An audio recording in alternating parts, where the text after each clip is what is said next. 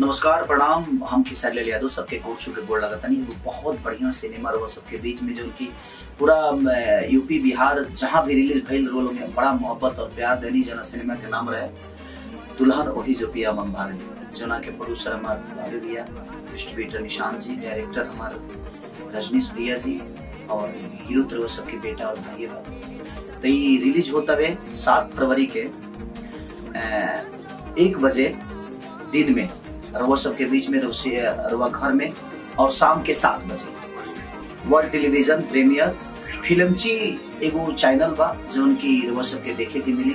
फिल्मची channel के रवा सब ढेर सारा प्यार दी, आशीर्वाद दी, और शाम के 7 बजे भी रवा सिनेमा देखे के मिली, और 1 बजे भी 7 फरवरी के। तो वो लोग इतना प्यार देनी सिनेमा घर में, तो एक बार अपना परिवार के साथ ओकरा के बैठ के देखी, शायद रोल के अच्छा लगे। कैसे कि हमारे जीवन के बहुत खूबसूरत सिनेमा बनल बा, जना सिनेमा के नाम बा दुल्हन वही जो पिया मन भागे, और फिल्मची चैनल पर रिलीज होने वाला बा ऑल टेलीविजन प्रीमियर में।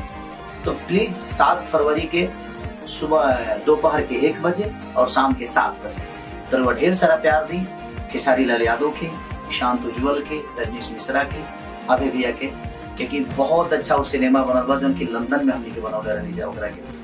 और हमारा जीवन के एगो अनमोल रतन वो सिनेमा बार वो देखे तो खुद के समझ में आई कि अपने माई के साथ भी, अपने भाई के साथ भी, अपने बहन के साथ भी, अपने बेटी के साथ भी वो सिनेमा के देख कर एंजॉय कर सकता नहीं। तो प्लीज वो सब 7 फरवरी के दोपहर 1 बजे और शाम के 7 बजे ऑल टेलीविजन प्रीमियर पर फिल्मची चैनल द्वारा वो रिलीज होता। और वो ढेर सारा लव यू।